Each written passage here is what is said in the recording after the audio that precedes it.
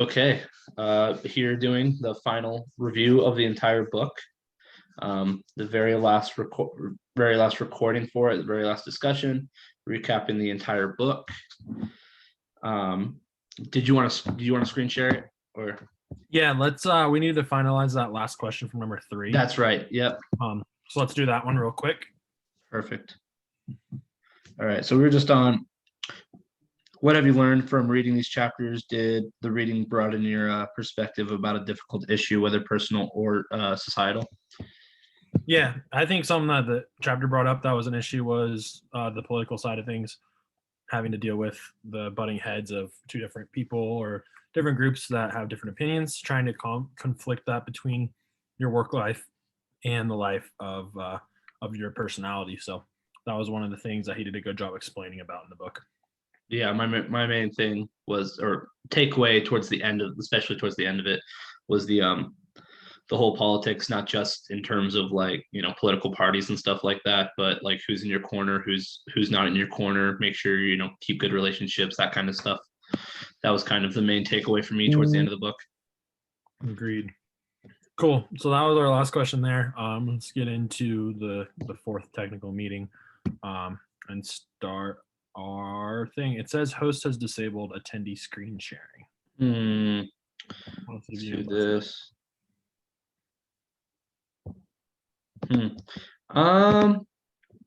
Multiple participants can share simultaneously.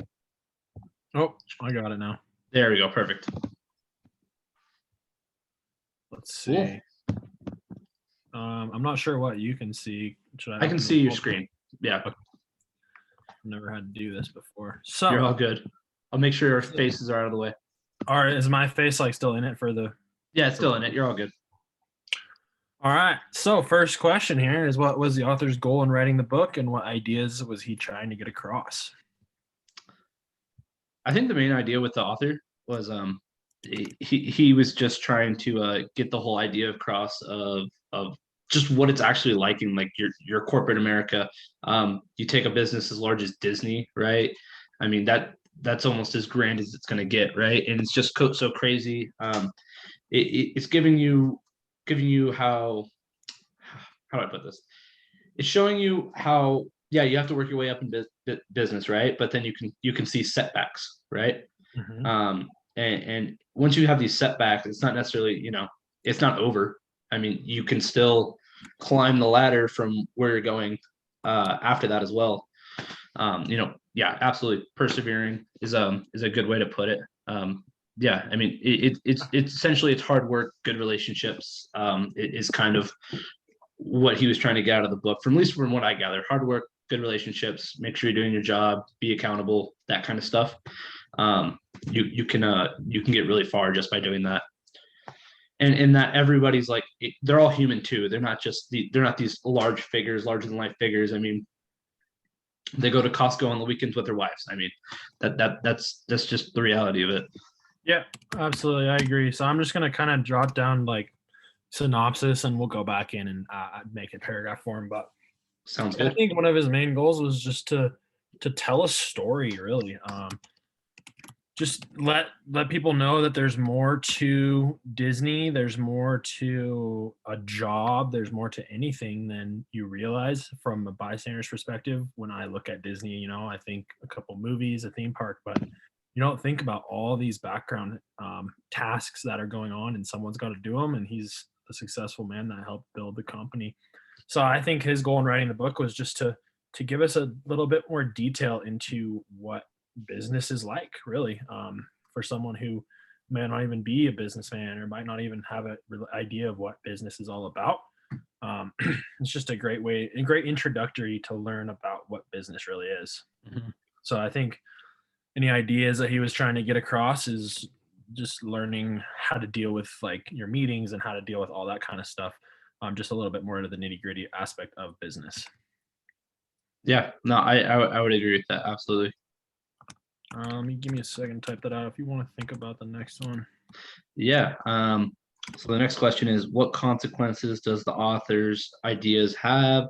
Consider personal, societal, national, global, political, economic, or scientific implications of the ideas that were discussed.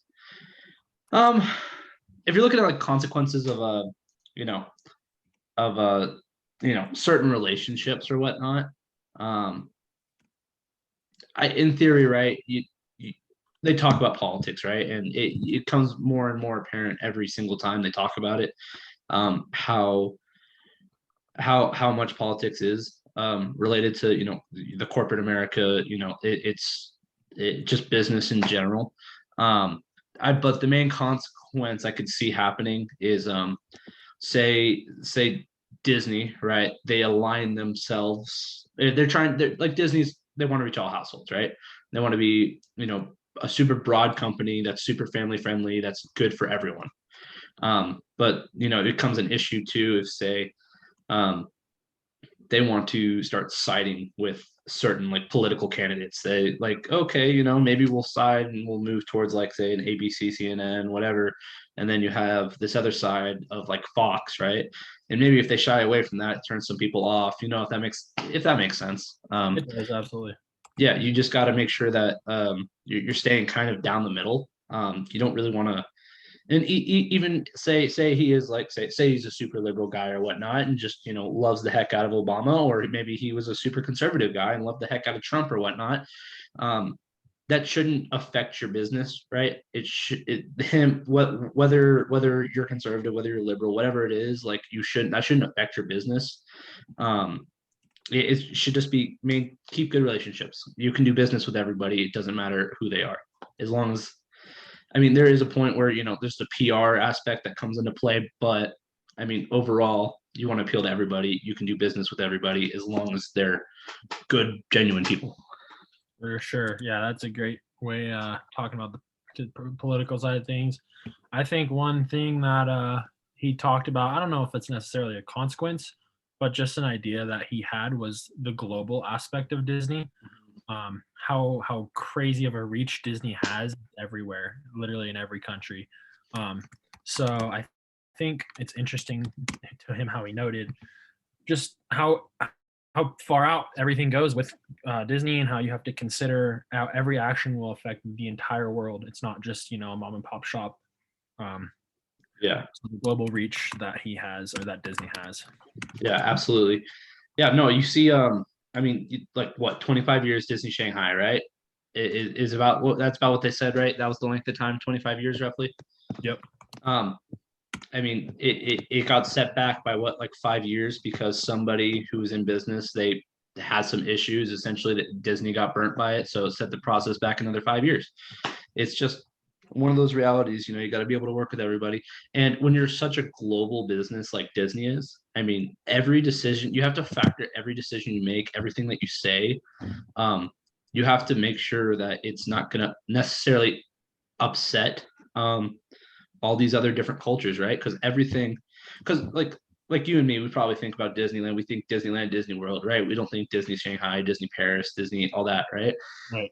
So we're thinking, oh yeah, everything they're saying is just for Disney America, right?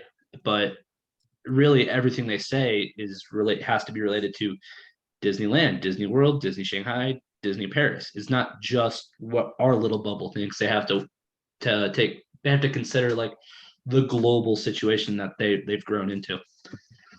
Yep, absolutely, and that's a big idea that he pursued or conveyed in the entire book. And I think one more thing that I was kind of typing out here is personal. He talked about not wanting to move back to LA, understandable for sure. Talked about how his first wife and having to juggle like figuring out how much effort you need to give to work to enable to put in the right amount of effort and to be successful, but also have your own personal life, have time outside of work to have fun. So that was another idea that and a consequence for sure of your actions, that how much time you're going to put into work is going to be a consequence of your relationship and your personal life. It's gonna affect you every day. If you're putting in too much effort at work, and if you're putting in too much effort at home and not enough at work, you're not going to succeed and you're not going to be successful, and you might lose your job. So Yeah, trying to juggle that is another consequence that he brought up.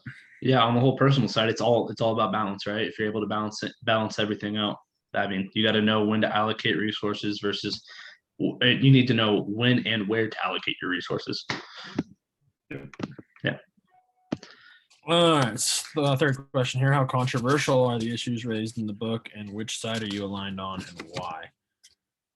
I don't really know if there was much controversial. A couple of mergers that were questionable, whether they should or should not buy these things.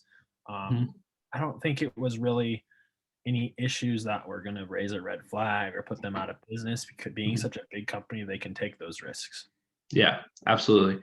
No, yeah, it's one of those things like they're making these deals that are $4 billion, $5 billion, billions of dollars of deals and millions, right? Um, in reality, if they lose a million, right, for them, a million's probably not too bad. If they're losing tens of millions, that's one thing. They're losing a million, 2 million, and get burnt on a deal. It's not really, they put themselves in a position where they're not going to have too much trouble. I mean, obviously, you don't want to be losing millions of dollars, but they're probably going to still be in a pretty good spot. Um, Controversial issues raised in the book. I think the main I think the main thing out of like, and this is just kind of an outside view, kind of knowing going into the book that when they buy these entities like ABC, they buy they buy Lucasfilm, they buy Marvel, they buy you know Twilight and whatever, right? I mean, I think the biggest thing that people worry about is if they're gonna screw it up. You know what I mean? That because people have an expectation of what it is, they kind of know what they want, and they don't want you to pull too far away from it. I mean, you look at the Marvel movies. I mean, every time the Marvel movies come out, there's people that are always going crazy. Oh, this didn't happen in the Marvel comic though. This didn't happen this way in the Marvel comics. This was this, and so you see people that get upset about it. But I mean, I would say overall, I mean, Disney's done a phenomenal job with all of their. I shouldn't say all. Most of their purchases of these other companies. Yeah, absolutely. I think the way to describe that, at least the way I interpreted what you said, is you can't please everyone. Um, so you're not always going to make every single person that watches or engages in your aspects of your business happy. You just gotta find the majority. So Absolutely. Yeah. I mean, there's always going to be somebody who's upset, right? And the best way is to appeal to the I mean, if you get to a point where you can appeal to the masses, you're going to be in pretty good shape. all right, yeah, I'm definitely agree there, and yeah, I think that there's no really sides to align with on any of this. Yeah, But it's all pretty straightforward. I mean, it's yeah, them making their business accusations. I mean, yeah, there's the other, kind of outside the book still, the whole monopoly aspect of it that kind of get some eye rolls from some people, but it's a good thing. that's just the other aspect of it. That's a good thing to bring up for sure. And all right, let's see. I think we're good to move on to the next question. Yep. All right, how does the book relate to consumer behavior? In what ways do the ideas help us better understand or influence directly or indirectly people's choices, actions, preferences, happiness, well-being, attitudes, beliefs, needs, values, and goals? Definitely a big influence on consumer behavior because everyone knows Disney. It's a big sign of happiness. I feel like most people go out of their way to go to Disney to make themselves happy. Every time you're at Disney, it's hard to find a sad person. So I think their main goal in consumer relations and consumer behavior is making the consumer happy. Yeah. Yeah. I mean, I agree with that. I mean, rarely. I mean, if you've been to Disneyland, rarely do you see anybody who's like disappointed, sad, upset. I mean, I'm sure you can find videos or whatnot of specific instances, but like I said before, appealing to the masses. I mean, the masses of people that are coming to Disney every single day that are, thinking about Disney, right? They're typically have a very fond outlook on it. Absolutely. Let's see. Yeah, but the whole consumer behavior thing. I mean, there's the whole thing like of a Disney attitude. You know what I mean? Of a Disney perspective. It's just a happy outlook on life. I mean, some people, like to have wish they lived in Disneyland. People wish they were the princesses in the movies and whatnot. I'm sure you can plenty of other movies, but like they wish they were in the Disney movies. I mean, they wish that was their life. I mean, it's just happiness, with it related to their behavior. And a beneficial part of having that view on everything is just it'll drive purchases and whatnot for you as a business. It'll help you grow because of this outlook that people have towards you. They have a positive outlook. And it's kind of like the same idea of people who are like, oh yeah, hey, I want to get something that's made in America. I want to get something that's, I take pride in, right? And these people take pride in, they kind of take pride in Disney, right? They take pride in, hey, Disneyland, this is Disney, right? And I'm gonna be fully ingrained in the culture, especially when you go to Disney. I mean, and you see those people that just Disney everything everywhere all the time. Oh yeah, Yeah. I know a couple people like that. So for indirectly or direct influence, they indirectly influence quite a lot because I think how we talked about. Let me type this down before I lose my thoughts. Hang on. How they own so many different companies. So they own EBC or ESPN, they own ABC, they own Fox, they own all these different things like all the sports and stuff that we were talking about, MMA, all the fighting, anything, how much they influence us indirectly as a consumer just in the marketplace in general. Mm-hmm. You don't realize how much Disney is controlling and how big of a mass media company it really is. Yeah, I mean, outside of Disney, right? I mean, yeah, you talk about like for me at least, right? I'm a big fan of sports. I'm a big fan of MMA. I'm a big fan of UFC. Um, I them signing the Disney deal. I mean, not Disney deal. Yeah, Disney deal. What am I saying? So them getting ESPN, right? And then on top of that, ESPN getting the UFC. And I mean, that's a Disney decision because Disney owns ESPN, right? Them getting the UFC for me at least. I mean, it means I don't have to pay for. I mean, yeah, I'll have to pay for pay-per-views or whatnot, but I don't have to worry about having cable. I can just I can pay my whatever fee to get just ESPN Plus, or I can get Disney Plus. I can get Hulu bundle with ESPN Plus, all that stuff. But it gives me the options where I can still watch all these sports versus and that's just something that people didn't have before. Before Disney was taking up ESPN and ESPN was coming out with their streaming service. Yeah, they had Watch ESPN before, but it's not. It's ESPN Plus is just such a different experience in terms of I'm paying now my $5 a month as a student, right? I'm paying my $5 a month, and I'm gonna go ahead and get all these sports that I couldn't watch without having to pay for a cable system or cable TV, direct TV, Comcast, whatever. I So just have options now. It's amazing how cheap they've gotten it down to. I mean, think about our parents have been paying, $70 a month for cable since we were kids. Yeah, just absolutely. to watch Disney, and then they add on the Disney Channel. It just gets expensive, and now everything's bundled up, and it's super cheap. And don't get me wrong, like there's definitely like benefits of still having like some, direct TV. You get certain channels, certain stuff that you can still view.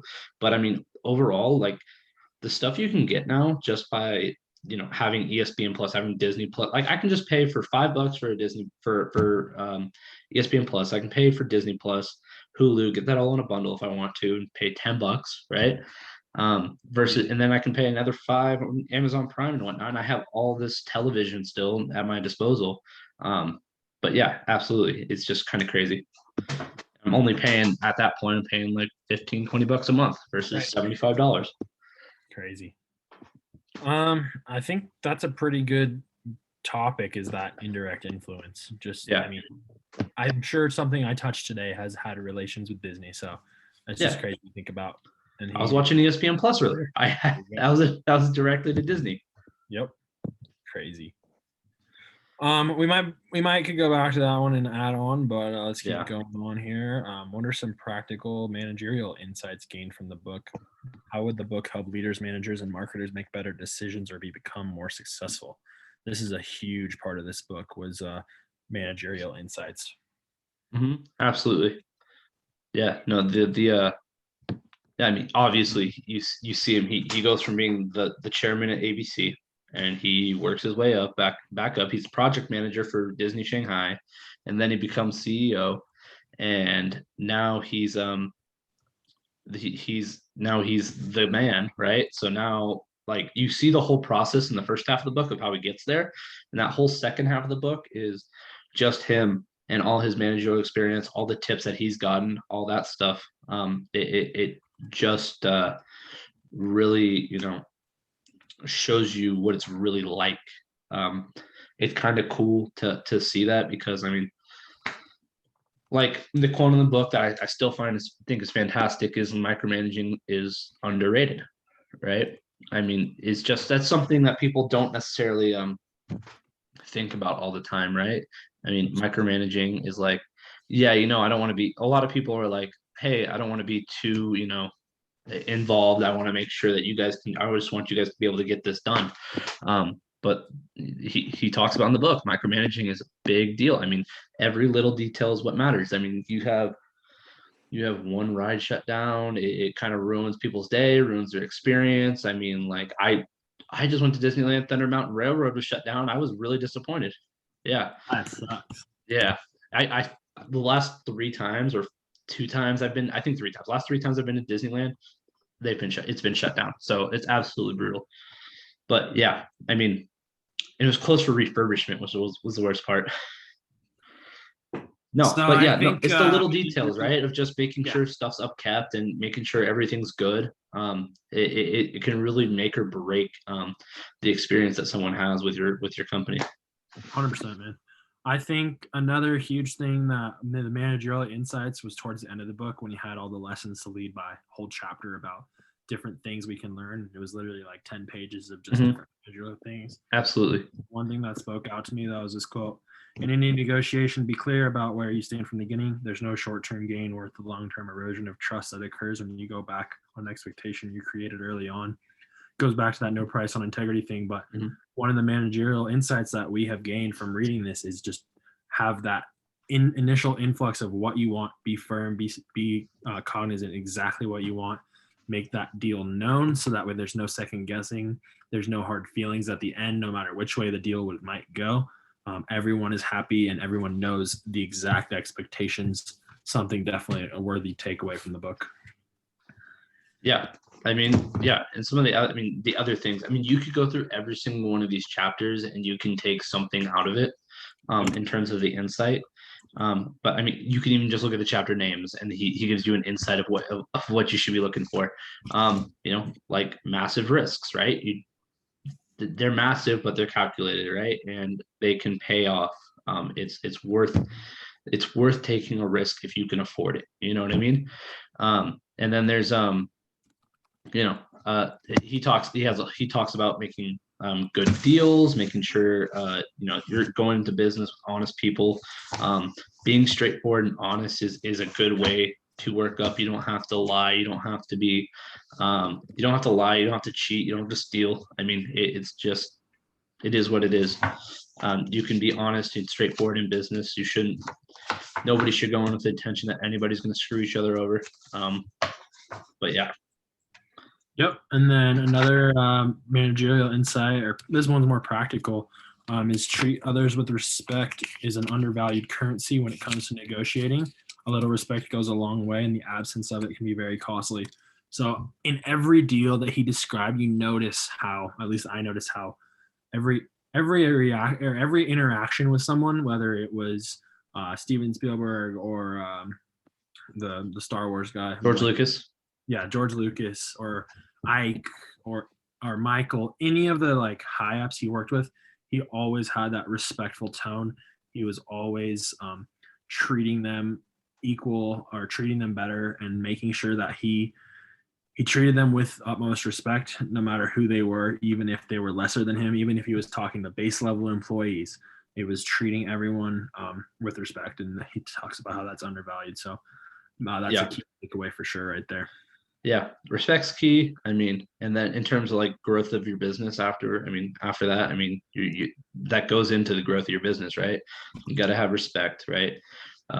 or else you're not going to be able to get the right answers in the boardrooms. You're not going to be able to, you're never going to be able to negotiate the right deals with all these high ups like George Lucas and Ike and whatnot. I mean, you're not going to be able to get those deals done because respect goes a long way, right? And as long as you guys are upfront and honest and you're having good respect, it makes a good deal. And without those deals, I mean, like, first off, you have to be looking forward to the future, right? I mean, you can't just be stagnant and be content with what you got, because the minute you become content, right, everything is that's where everything's going to start falling off.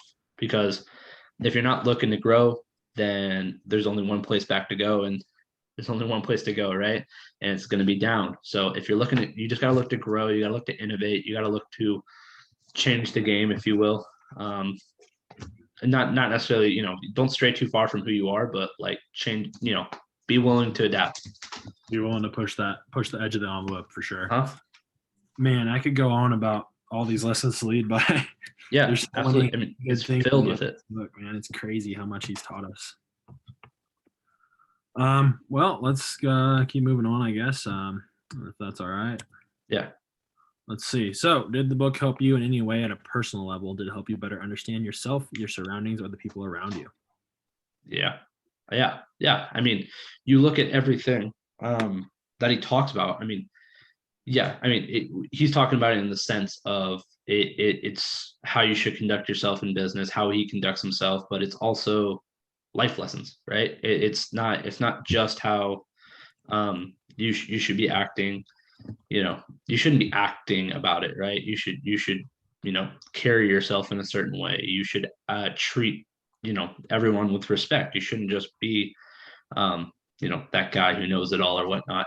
He just kind of has a way of putting it that'll actually make you like reflect on who you are and your relationships with everyone, right? I mean, if you're over here having you know poor what's the best way to put this, if you're having poor relationships with everybody, I mean, nobody's going to vouch for you, right? I mean, that's what they even talked about, the whole I don't want to go back to politics really, but politics, right?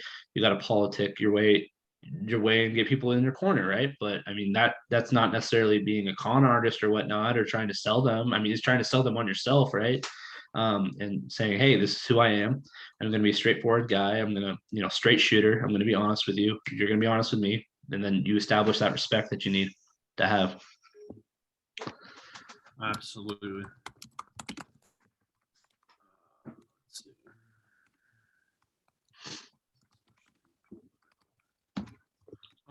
So I think the book definitely helped me in a personal level.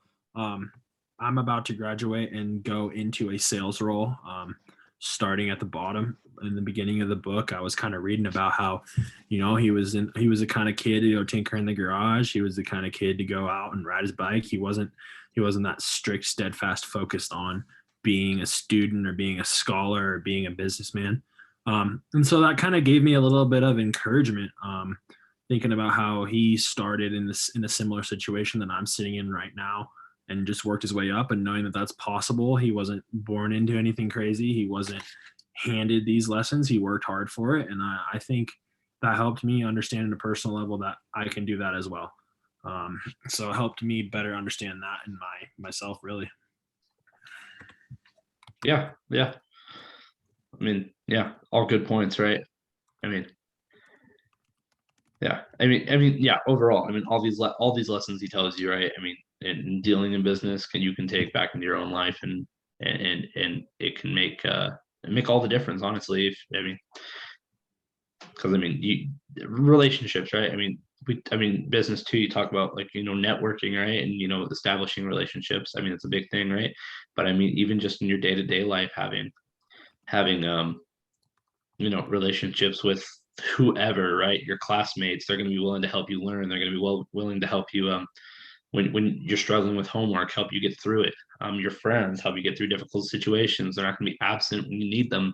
That kind of stuff, Absolutely. Help them out as well. It's hard to write down my own thoughts and keep up with everything. But yeah, I got you. It's all good. I'll come back and add a couple things, I'm sure. Did the book help you understand the surroundings of the people around you? I mean, we kind of talked about having those relationships. I mean, he did a really good job of explaining everything. I gained a lot of insight. I think it was a great book overall, and one I'll come back to, especially that lessons to lead by chapter. Yeah. Yeah, no, absolutely. Let's just make sure. Sorry. That'd be perfect. Yeah. Just want to make sure that was also the last question. But yeah. Yeah, I think I got them all. Did they? Did I? Yeah, no, it looks like you did. I just want to make sure that we did. Yeah, absolutely. Looking through Um, here, one other quote is one that we talked about was innovate or die. So you got to keep pushing on. Something we talked about in one of our meetings, but mhm. something I feel the need to bring back up is innovate or die. Yeah, absolutely. No, I mean, innovation's important. I think innovation is super important no matter what business you're in. You have to be able to change the game. You have to have, you have to find that niche in the market, right? That you can hit, right?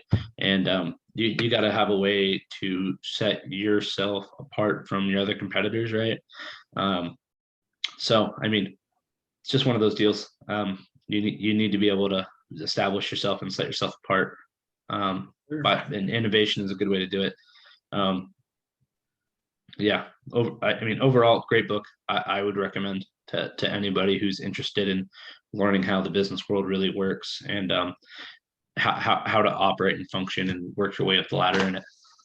Yeah, I think for any business major or anyone that wants to start a business or go into a business side of anything, it's a great book to learn by and some life lessons to take away for sure that we touched on. And I know that I will probably keep in mind a couple of these things starting my own career. So Yeah, this is the book they should make you read in high school. right, yeah. None, what did you have to read about the mouse or something? I don't remember. That Huck Finn, all that stuff. No, we're businessmen. We should be reading about the businessman of the Yeah, week. Fahrenheit 451. Cool, Yeah, man. Well, I'm gonna go back in, keep working on these questions, kind of finalize it up. If you want to do the same, sounds and then good. Yeah, absolutely. finish up the videos, and we should be good to go. Yeah, cool. I'll go back into it. Yeah, I'm just gonna go ahead and I'm gonna finish up uploading the video so that way we can get the links in. And then I'll be working on the doc with you. Absolutely. Cool, man. Well, good work on all this. I think we both did a great job. So thanks Yeah. for all your help. And cool. Yeah, absolutely. Let's get it done.